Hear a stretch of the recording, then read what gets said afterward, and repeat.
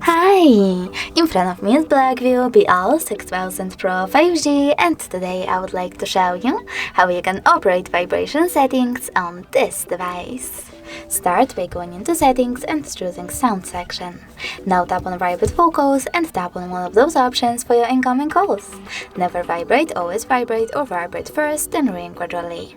I will go with never vibrate, so I have to tap on it and go back. Now click on shortcut to prevent ringing. You can turn on or off this feature by clicking on this switcher here, and if you wish to set up vibrate, just click on it.